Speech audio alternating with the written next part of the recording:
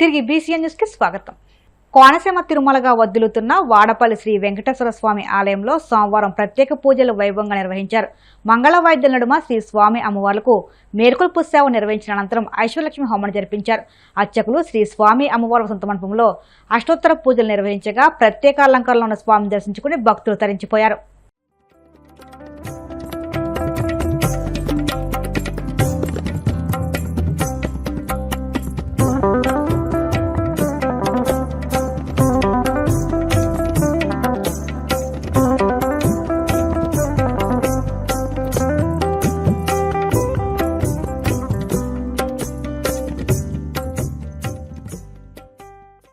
కేంద్ర మంత్రి కిషన్ రెడ్డిపై తెలంగాణ ముఖ్యమంత్రి రేవంత్ రెడ్డి తీవ్ర స్థాయిలో విరుచుకుపడ్డారు.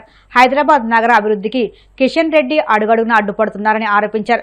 జూన్ 15వ తేదీ తర్వాత ఆయన సంగతి బరాబరుగా తెలుస్తారని తీవ్ర హెచ్చరికలు జారీ చేశారు. ఉప్పల్లో 1600 కోట్ల విలువైన అభివృద్ధి పనులకు శంకుస్థాపన చేసిన అనంతరం ఏర్పాటు చేసిన సభలో సీఎం ఈ వ్యాఖ్యలు చేశారు. రివర్ డెవలప్మెంట్ ఫ్రంట్ ద్వారా గండిపేట నుంచి గౌరెల్లి వరకు 55 కిలోమీటర్లు ఈ రోజు అంతర్జాతీయ స్థాయిలో మనం అభివృద్ధి చేసుకుంటే ఆర్థికంగా నగరం టూరిజంలో అభివృద్ధి పదం వైపు నడుస్తుంది. యువతకు ఉద్యోగ ఉపాధి అవకాశాలు వస్తాయి. మీరు కూడా ఉప్పల్ మూసీ పక్కన ఉన్నామంటే ఒక రివర్ ఫ్రంట్ న్యూయార్క్ న్యూజెర్సీ మధ్యలో హడ్సన్ రివర్ ఫ్రంట్ దగ్గర ఒక్కొక్క అపార్ట్మెంట్ 100 కోట్ల విలువ ఉన్నది. ఇవాళ మురికున్నందుకే ఈ భూముల విలువ లేదు కదా, ఇవాళ మురికున్నందుకే ఇక్కడ ప్రజలు నివసిస్తలేరు కదా. ఇవాళ ఈ మురికి నల్గొండ జిల్లా ప్రజలకు ఈ రోజు కాలుష్యమై కాటేస్తుంటే నల్గొండ ప్రజల పట్ల కనికరం చూపించాల్సిన బాధ్యత ఈ ప్రభుత్వానికి లేదా? నల్గొండ జిల్లాలో ఆలేరు భువనగిరి ఆ ప్రాంతానికి వెళ్తే కొత్తగా పెళ్లిళ్ళైన ఆడపిల్లల్ని మగపిల్లల్ని ఊరు నుంచి పట్టణానికి పంపిస్తారు. ఇక్కడ ఉంటే ప్రెగ్నెన్సీ ప్రాబ్లం ఉన్నది, కలుషితమైన నీళ్లు తాగినా ఇక్కడ పండించిన పంట తిన్నా కడుపు కోతకు గురవుతారని చెప్పి ఈ రోజు అక్కడ ఉండే తల్లులు తమ బిడ్డల్ని పట్నం పంపిస్తారు. అంత దుర్భరమైన పరిస్థితి.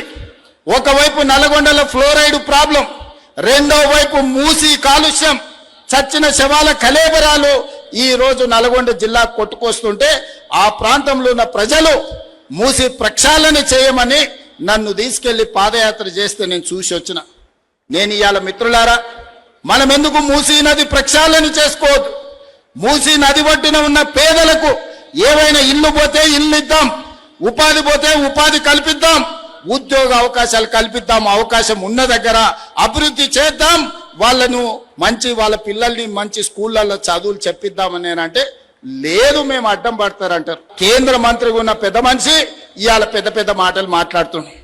నువ్వు మూసీ నదికి అనుమతులు తెస్తావా తేవా? నువ్వు ఇక్కడ పార్లమెంట్ సభ్యుడు కదా అని నేను అడుగుతున్నా. ఒకనాడు ఢిల్లీ తర్వాత మెట్రో మనది 2వ స్థానంలో ఉండే, ఇవాళ 9వ స్థానానికి పడిపోయినాం. కారణాలు ఏవైనా ఉండని, అడ్డుపడ్డోళ్ళు ఎవరు, కాళ్ళలో కట్టెలు పెట్టింది ఎవరు, నేను మాట్లాడదలుచుకోలే. ఇవాళ మనకు తెలివి వచ్చింది, ఇవాళ మనం మెట్రోని విస్తరించుకోవాలనుకున్నాం. ఇవాళ నాగోల్ జంక్షన్ నుంచి బరాబర్ ఎల్బీ నగర్ నుంచి ఓఎస్ హాస్పిటల్, ఆ నుంచి చాంద్రాయణ గుట్ట, ఆ నుంచి రాజేంద్ర నగర్ డైరెక్ట్ అంతర్జాతీయ ఎయిర్పోర్ట్ కు ఈ నాగోల్ నుంచి ఈ రోజు మెట్రో విస్తరణ చేయాలని నేను ప్రతిపాదనలు పంపించిన.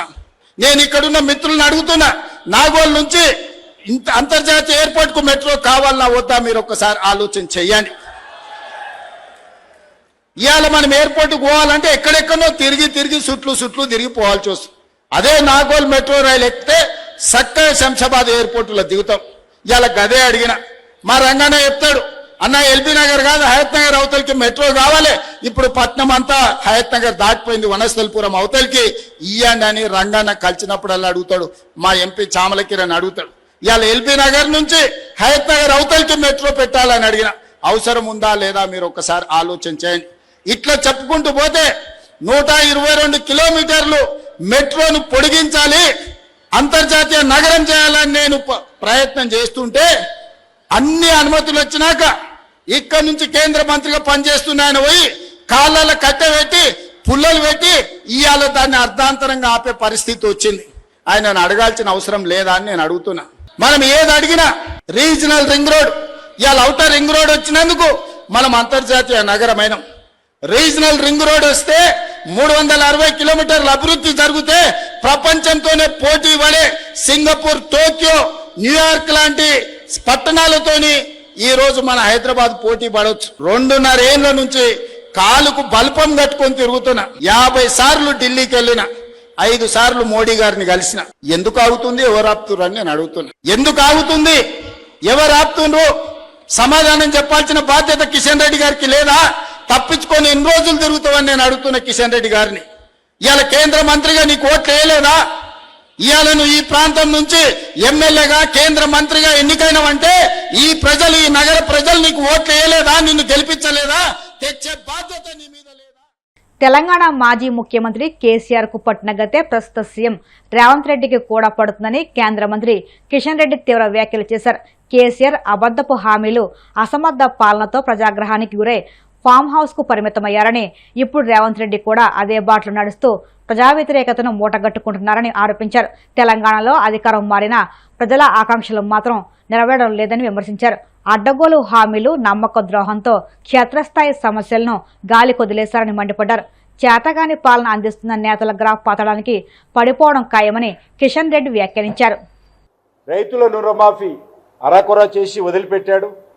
ఈరోజు ఇచ్చినటువంటి ఏ హామీలు అమలు చేయకుండా కేంద్ర ప్రభుత్వం ఇస్తున్నటువంటి, కేంద్ర ప్రభుత్వ ఆధ్వర్యంలోని అనేక ఆర్థిక సంస్థలు ఇచ్చేటువంటి రుణాలతో ఈరోజు రోజువారీ కాలం గడుపుతున్నటువంటి కాంగ్రెస్ పార్టీ ప్రభుత్వము నన్ను పొలిమేరలో దాటనివ్వను, ఈ తెలంగాణ గడ్డ మీద ఎవడు పుట్టలే ఇంకా నన్ను ఆపేటోడు.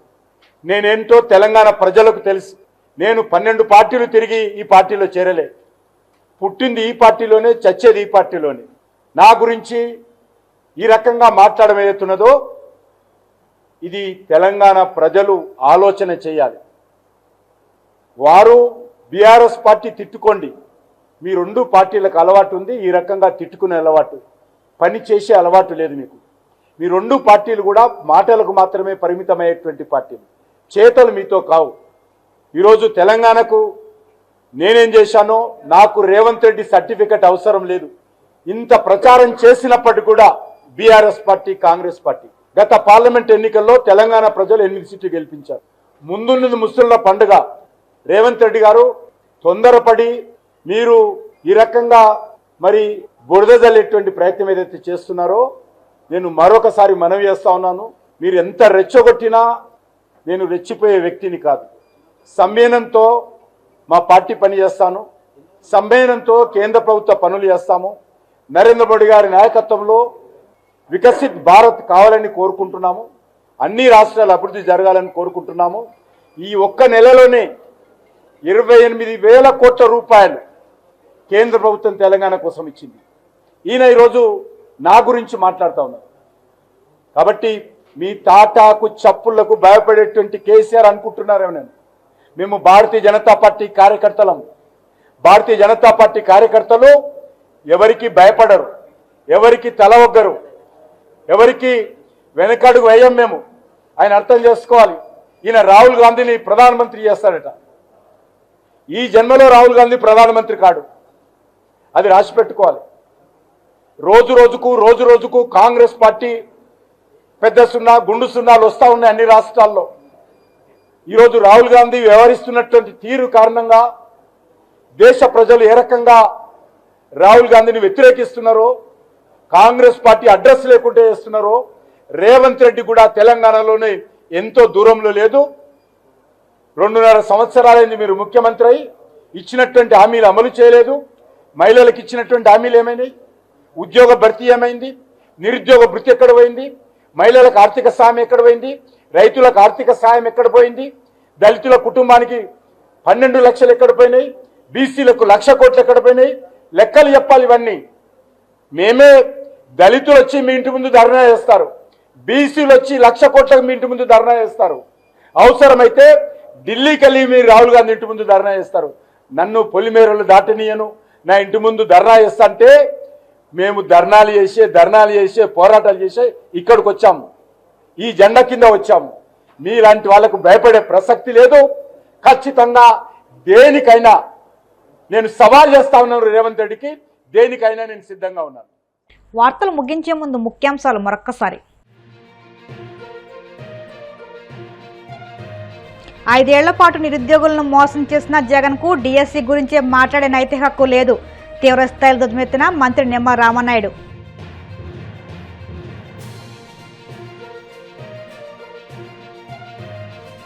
వాడపల్లి వెంకన్న ఆలయంలో ప్రత్యేక పూజలు, మంగళ వాయిద్య నడుమ శ్రీ స్వామి అమ్మవార్లకు మేల్కొల్పు సేవ, ఐశ్వర్యలక్ష్మి హోమం.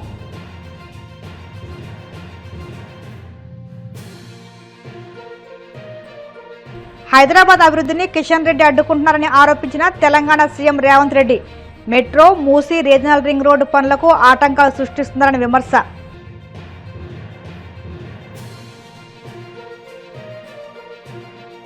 రేవంత్ రెడ్డి కూడా కేసీఆర్ బాటలోనే పయనిస్తున్నారని కేంద్ర మంత్రి కిషన్ రెడ్డి ఫైర్.